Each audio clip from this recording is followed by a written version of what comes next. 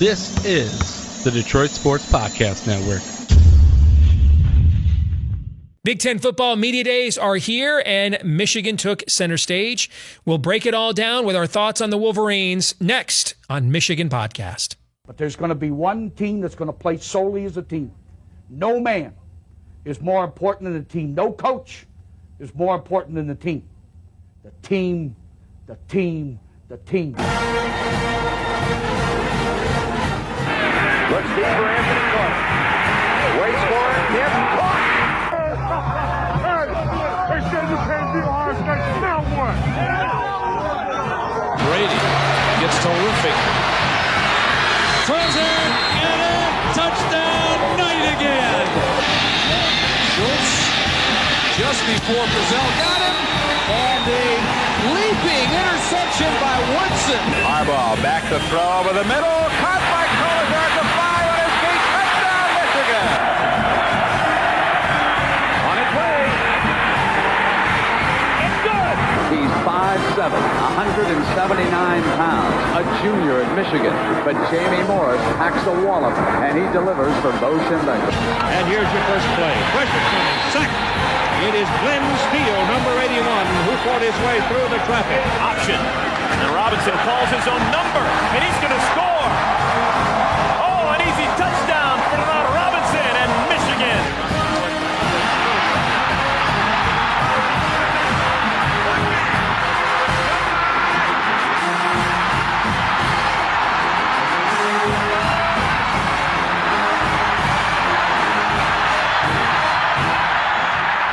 We're going to win the championship again because we're going to play as a team. And when we play as a team and the old season is over, you and I know it's going to be Michigan again. Michigan.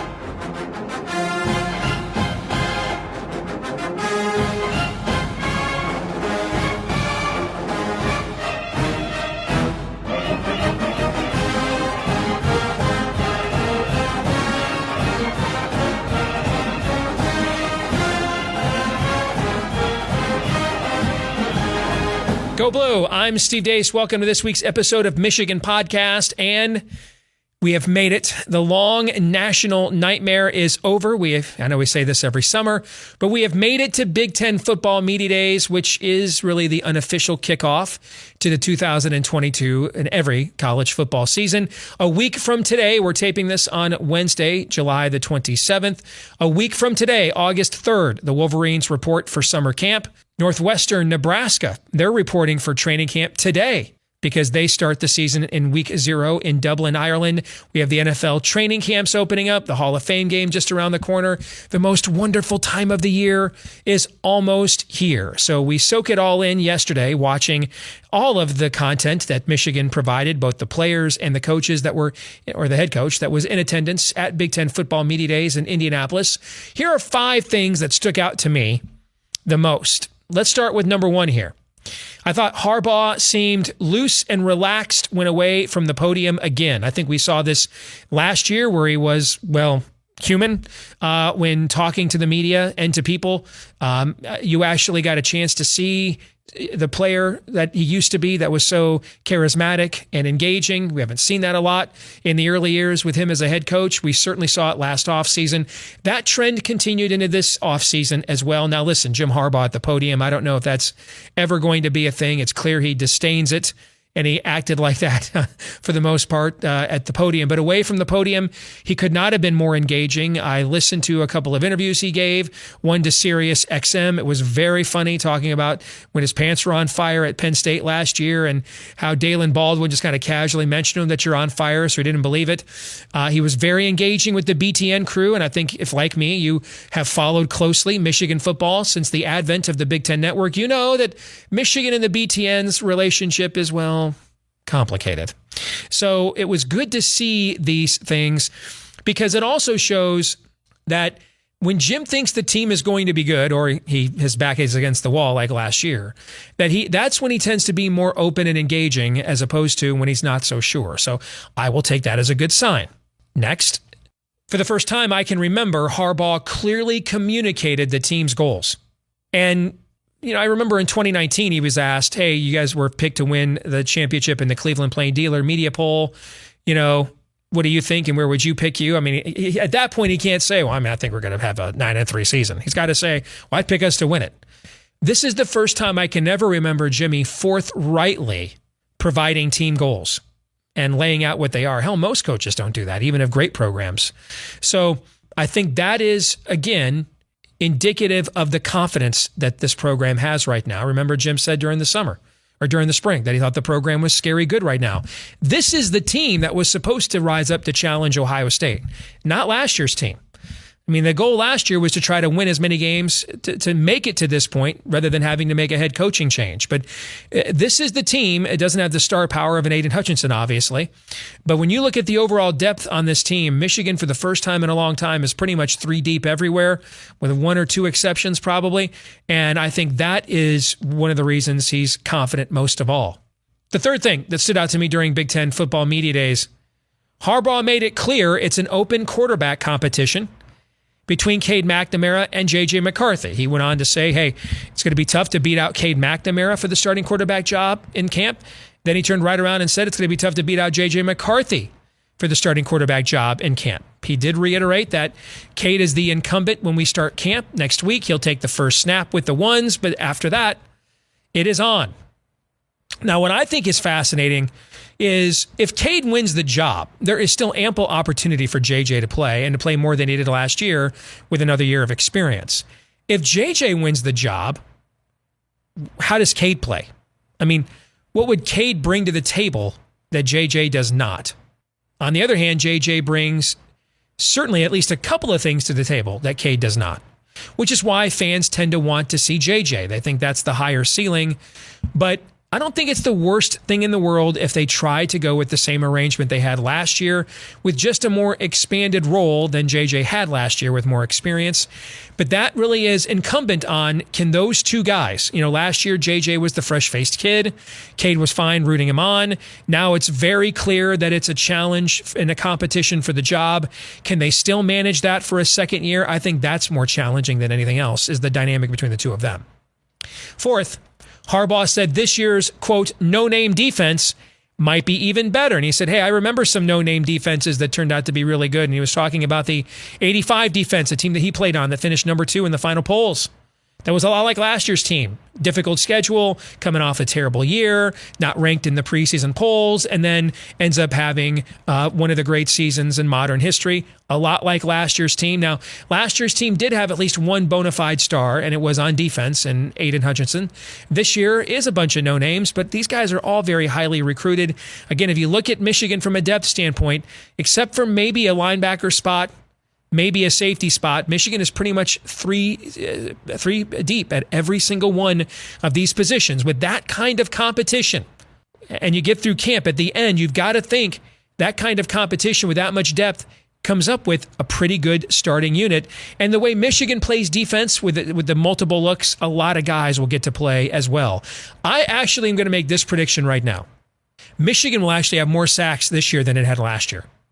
And I think a lot of it has to do with how good the offense is going to be. I think offensively, they're going to bury a lot of these teams, particularly early in the schedule. They're going to bury those teams early offensively, and they're going to be throwing the ball every down to catch up.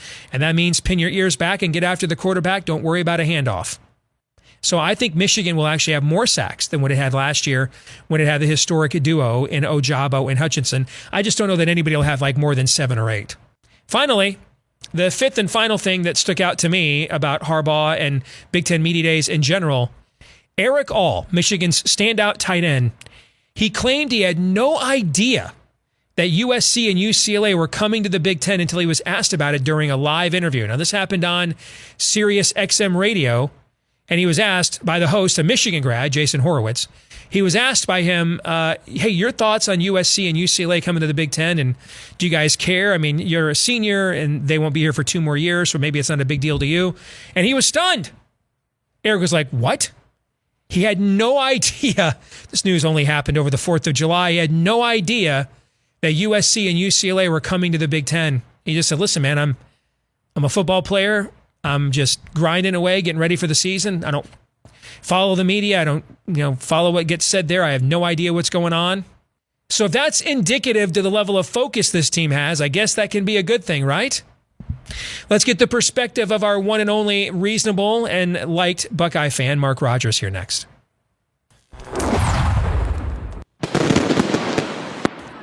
Well, let's get the view from the other side of the scarlet and gray septic tank with our good friend, Mark Rogers, who himself has a fantastic channel right here on YouTube, the voice of college football, and he's got stringers and correspondents covering teams all over the country. It is good to have you back, Mark, and when you are not covering college football, you are attempting, albeit it is a difficult chore, to be a reasonable bucknut, my friend. How are you?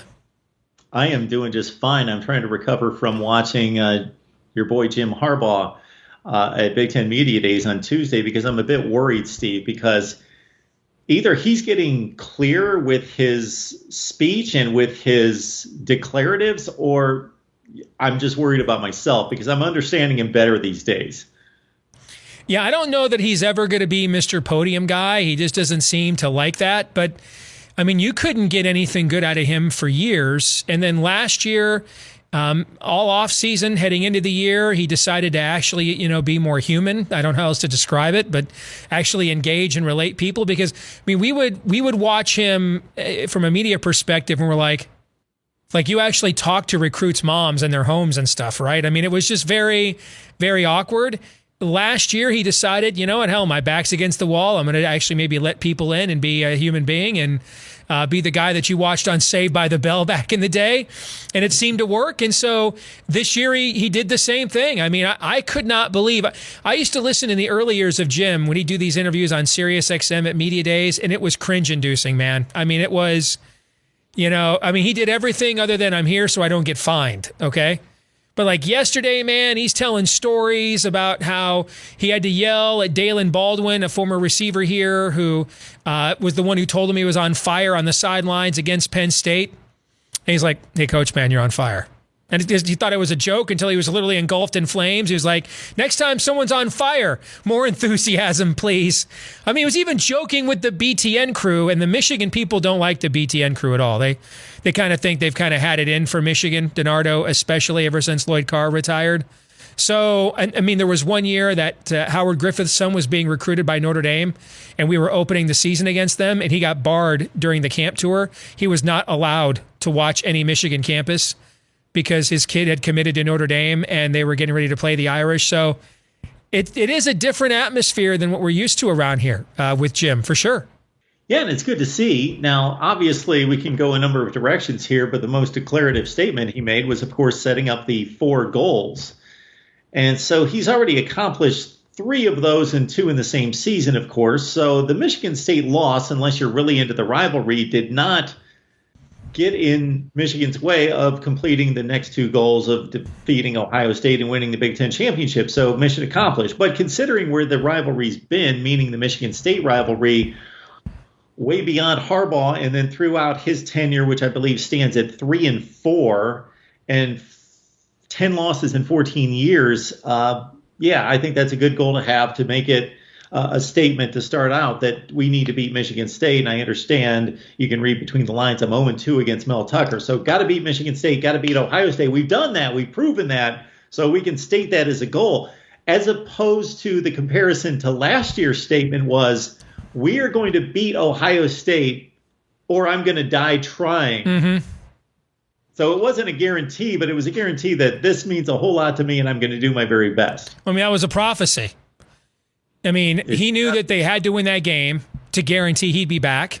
I mean, I suppose they could have gone 11. They could have lost last year and gone 10-2, and Michigan wasn't going to fire a Heisman Trophy finalist, first quarterback to ever throw a touchdown pass in the NFL for going 10-2. They weren't going to do that. But the likelihood that Michigan was going to have the season that he needed to have without beating Ohio State also in August of last year wasn't a foreseeable thing either. So I'm reminded of what George Perlis said when he took Michigan State to the Rose Bowl in 1988. And back then, I think that was the last year NBC had the Rose Bowl deal. And Dick Enberg, who's a Michigan native, asked him in the pregame, hey, I mean, you were prophetic. You predicted when you took this job 5 years ago that you were going to take Michigan State to the Rose Bowl in 5 years. How did you know you're going to get it done? And Perlis said, well, I had a 5-year contract. Dick. And if we didn't go to the Rose Bowl in 5 years, I knew it wasn't going to be a 6-year contract. So it was an easy prediction to make, right? That's kind of where Jimmy was last year. All right. He knew that it was beat Ohio State or literally die trying, like literally from a career standpoint. So I think that what's funny is remember to our conversations last year at this time. And then I kept telling you that the reason they gave all those coaches 2-year deals is because this was the team that they actually expected to be the one that would step up to challenge Ohio State. And then the goal was, could they win enough games this year, meaning 2021, to get to that season, meaning 2022? Well, lo and behold, Aiden Hutchinson went Hugh Green 1980 and just took the entire Michigan team on his back, right? And the Michigan offensive line was a throwback to what you have seen from Michigan offensive lines for decades prior to this last current one. And they ended up catching some lightning in a bottle. But this is really the team that they were expecting to take a next step. And you and I have been talking about this all this offseason. There is this urban legend among Bucknut Twitter and Big Ten Twitter that Michigan played 75 fifth-year seniors last year, and they're all gone. They're all gone. Everybody that mattered is gone. Michigan is actually returning 12 guys that got some form of all Big Ten recognition. 33 of the 47 counting specialist guys that were on the 2 deep for the Orange Bowl are back. There's actually quite a bit back on this team. You do understand, Steve, though, and for those people watching Michigan football outside of the maize and blue rooting interest, that when you see Aiden Hutchinson be a la Hugh Green of 1980. Sure. And on the other side, David Ajabo, who was not being talked about at this time last year, become, Robin to his Batman and become this pass rushing duo, wrecking crew, and they're both gone. And then you see a Michigan offense that's predicated on the run game, and Hassan Haskins had the year that he had, and those three are gone, in addition to Dax Hill, who's considered veteran leader and athletic playmaker in the back seven. That just putting those core players together and then taking them out of the equation leads some people to believe, okay, step back. Totally, I can get that. But I would expect people that do this for a living. I'm not mad that, Buckeye 69 me on Twitter hasn't done his in-depth analysis of the Michigan roster. I get mad and upset when I hear people that get paid to do this for a living haven't done their homework to that level. Of all the names you just mentioned, I'm going to tell you right now, the one I am the most concerned about replacing is Daxton Hill. Now, I love me some Aiden Hutchinson, man. I bought me the Aiden Hutchinson Michigan jersey. I bought me the Aiden Hutchinson Detroit Lions jersey, okay? I mean, I loved his dad as a player back in the day. I love me some Aiden. Him and Ojabo were the best pass rushing duo in Michigan football history. But I've also watched, this is going to be my 39th season of Michigan football. And Mark, I can't remember the time that Michigan couldn't rush the passer. Hell, we were rushing the passer in 2020. We just couldn't cover anybody on the back end, right? Michigan's going to have schemes, players. Will they get 25 sacks out of 2 guys again? Well, of course not, and probably never again. And you almost never see that in college football. But the idea, well, I guess that just means they didn't recruit any defensive ends, rush ends. I mean, pretty much everybody that's played a meaningful snap on the edge for Michigan in the last 10 years has played in the NFL. So they'll find guys. Daxton Hill was something unique that we have not typically had. And that is a safety with that level of explosiveness that could go man-to-man against receivers in the slot, blitz out of that position, play physical, and hold up against the run. We don't end in a situation that we saw under Don Brown where you've got rugged safeties who are good Big Ten players but can't play man-to-man, and they're trying to guard, Ohio State and Penn State pro receivers 30 yards downfield on 3rd and 9. I mean, he took all of that away. That's the one guy that we have not typically had in our program. The other guys, I mean, Hassan Haskins, halfway through the year, none of us thought he should even be the starting tailback. We thought Blake Corum should have been, right?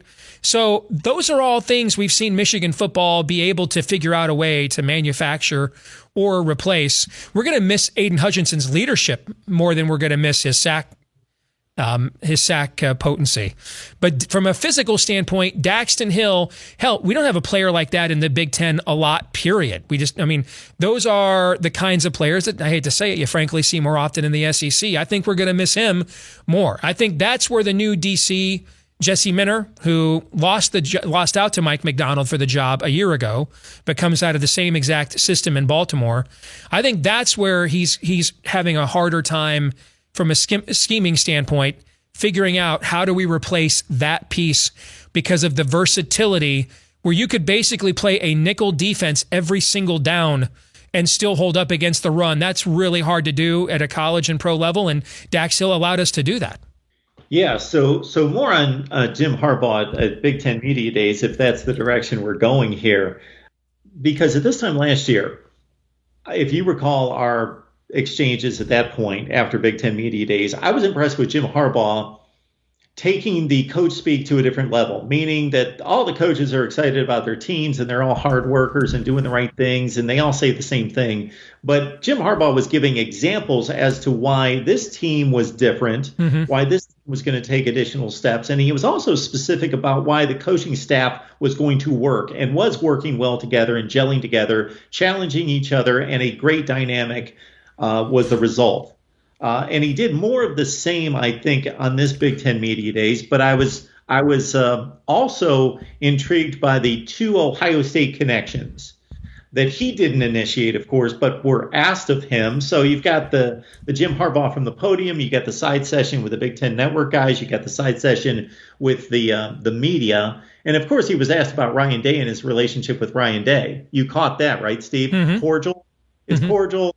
But then he was asked in the follow-up about the comment about Ryan Day, or some people are standing on third base and think they hit a triple. And, of course, he just the grin on his face just opened up, and then he said no comment, and he was off. But obviously I went back to the post game after the Ohio State game, November 27th of last year, to rewatch that statement to see how it was uttered at the time. And it was obviously about Ryan Day. We already knew that, but it was even in the moment, it couldn't be maneuvered any other way but to be about Ryan Day, because the previous statements were made about comments made from the Ohio State camp about this rivalry, about this game, and what Ohio State was going to do to Michigan. And then that moved right into Harbaugh making the statement about Ryan Day. So that was interesting to me, as well as him stating that in this day of NIL, and I know you had your rant a few weeks ago about Michigan's lack of initiative in the NIL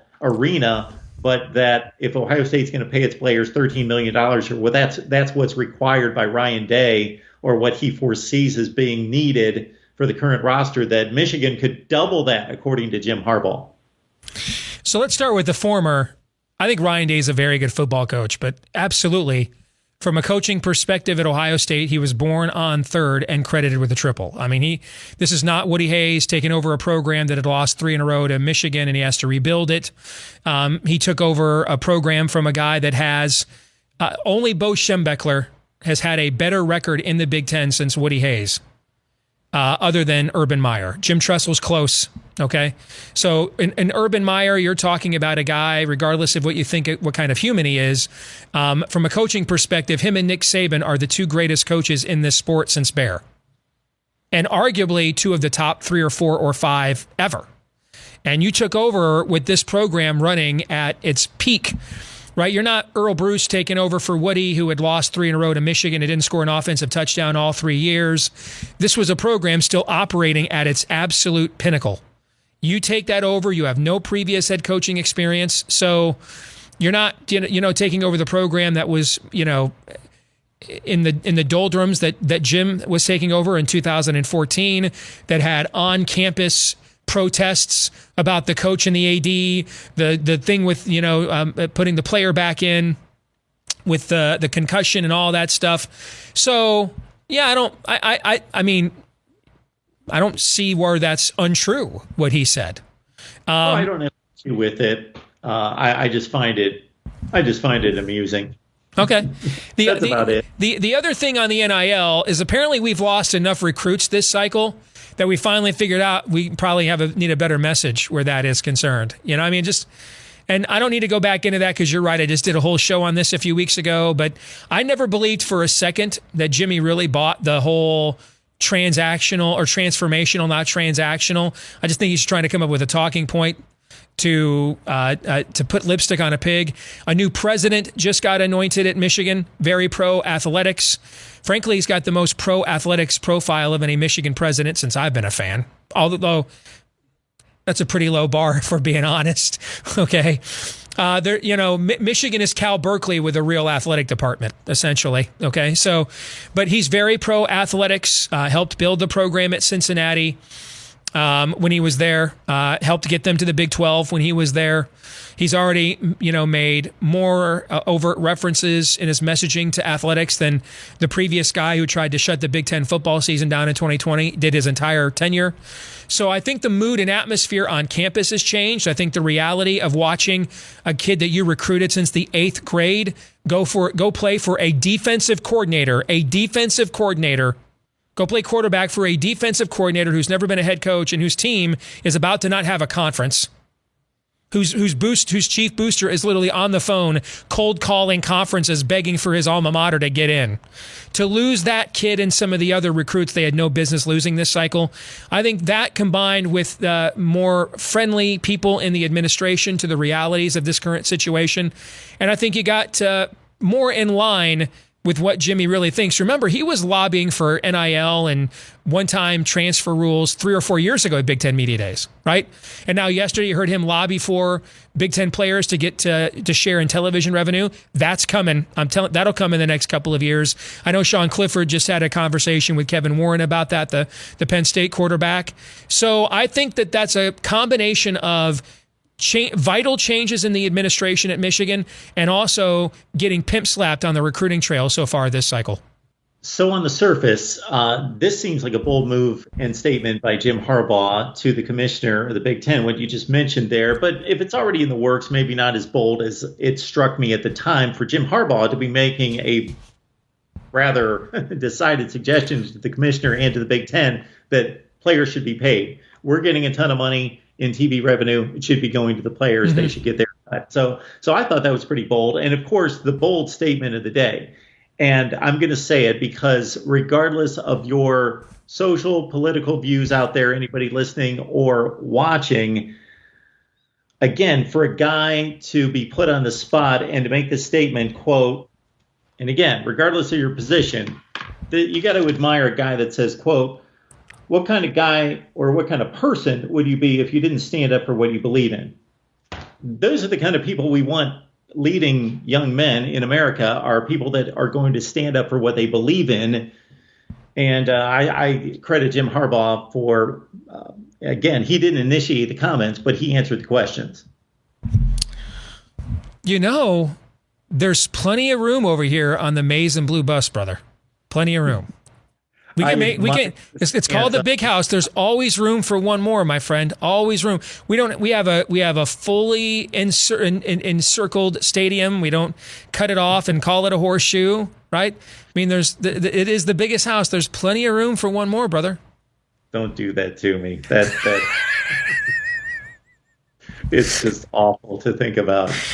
All right, before we let you go, the quarterback situation. So, how about the fact, number one, Cade McNamara is the first quarterback that Jim Harbaugh has ever taken to Big Ten Media Days? I think that tells you all you need to know. Maybe on second thought, in 2019, when the media actually picked us to win the league and Jimmy didn't bring Shea Patterson to Big Ten Media Days, that should have been a hit. You know what I'm saying? In hindsight, we should have been, okay.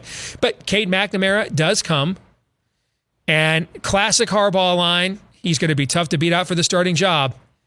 J.J. McCarthy's going to be tough to beat out for the starting job. All right. What's your take on this? Because here's the scuttlebutt on the Michigan side of things is if J.J. wins the job, none of us can figure out how would Cade play? Like, what would Cade do that J.J. can't, right? Okay. What element would he add that J.J. doesn't already possess? But if Cade wins the job, then absolutely, I think you'll see JJ play even more than he did a year ago because he brings a lot more. He brings a lot of, I shouldn't say a lot. I don't make Cade look like he's a scrub, but he does bring several important things to the table that Cade does not, right? And so that's kind of our conventional wisdom. You're kind of nodding along with that. And with JJ having some pretty lucrative NIL deals from what I understand, then, you you give Cade his senior year, you let him start, particularly in the beginning of the year as the Big Ten champion quarterback. But more and more, JJ plays more and more. And maybe you do try to do exactly again what you did last season. What do you think? Well, yeah, I've made the statement a couple of times on this show that if Cade wins the starting job, JJ continues to provide you a skill set that Cade does not. Therefore, it makes sense that within the offense and to threaten the defense and change up the game plan and change up the look given to the defense, that you bring in JJ for his interesting and different skill set than Cade. But if JJ wins the starting job, unless you're just giving Cade time just to give him time and placate him and make him feel good, then there's no added benefit to just having Cade play a little bit. There is a true starting quarterback. You are the backup quarterback. You provide no additional skill set. You are the backup quarterback. What I find perplexing is that I hear this from fans. Okay, that's one thing. But I hear this from somewhat qualified media members that think Jim Harbaugh has it in his head. J.J. McCarthy is going to get us to the promised land. He eventually needs to be the guy. Mm-hmm. But we're going to start out Cade because he won the Big Ten championship. He hasn't done anything wrong. We're going to start him. And then at some magical time during the year that we're going to cut loose and we're going to make that transition. Well, Cade McNamara is not showing us and did not show us in 14 games last year that he's going to give up the job. You know, if he's got a 12-to-1 touchdown to pick ratio after 5 games, you can't just pull him justifiably. Right. So this either needs to be a situation where Jim is saying, I truly am clearing my mind of everything I've seen and want to see happen in the future. And this is a flat out quarterback competition for August. And the best quarterback is going to win. And then based on how they play, they're either going to maintain the job or they're going to lose it because I've got a great backup to go to. Or I want JJ to be the quarterback. But I don't know how to justify that except to say he beat him out in August camp. I can't let Cade start the season in game 1 play well because I can't make that move then and justify it. Therefore, JJ is going to be the starting quarterback in game 1. Before I let you go, Jake Butt, former Michigan All-American tight end, Mackey Award winner, Ohio native. He was on Sirius XM this morning and suggested, given how weak and anemic Michigan's opening 3 non-conference games are, and I love it, give me all the scrubs, especially going to add USC to the league. We're going to play USC, Penn State, Ohio State, and Michigan State every year.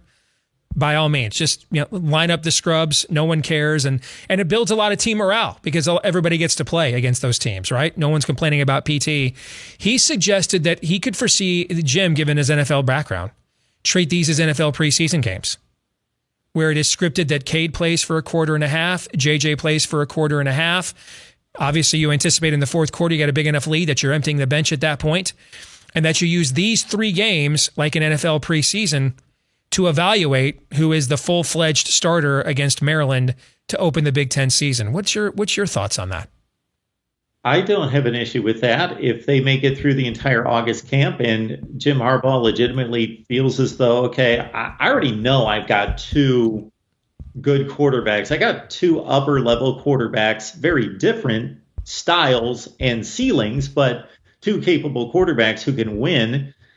Then why not throw them out against live bullets and see the real deal, albeit against inferior competition, to see it in that and let them compete on the field. Yeah, I have no issue with that because I think the gap between Michigan and those first 3 opponents is so decided that you can get away with that. But still, it's game competition and let it ride and see who pulls through with their job on the line. Great stuff as always, Mark Rogers. Thanks for joining us again, my friend. Good to see you. Thank you, Steve. Give me a go blue, Mark. Just kidding, man.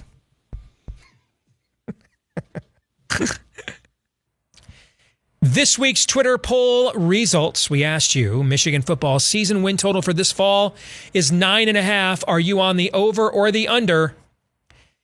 That, by the way, that's 2 games more than Michigan's win total was last year. The over. 76.8% gets the overwhelming response. I actually heard from a lot of Buckeyes. They're taking the over too. 23.2% of you said you're on the under. That would be disappointing with this team to go 9-3 with this team and this schedule. Which brings us to this week's feedback of the week. Dre, who's a Buckeye, agrees with me. Says it would be criminal if Michigan lost 3 games with that schedule. And Dre, I completely agree. It would be criminal. That'll do it for this week's episode of Michigan Podcast. Don't forget to like, rate, subscribe, follow, share, 5-star review, whichever or however you access us, right? Whether it's right here on YouTube or iTunes or Stitcher. Help us to find more Michigan fans just like you by doing those things so that the algorithmic gods will shine upon thee. You can also follow us on Twitter in between episodes at Michigan Podcast there as well. We will be back next week as we lay out our training camp preview. That's right, camp starts for Michigan football next week. We'll lay out what we think are the biggest questions for training camp on next week's episode. Until then, I'm Steve Deace. We'll see you then. Go Blue.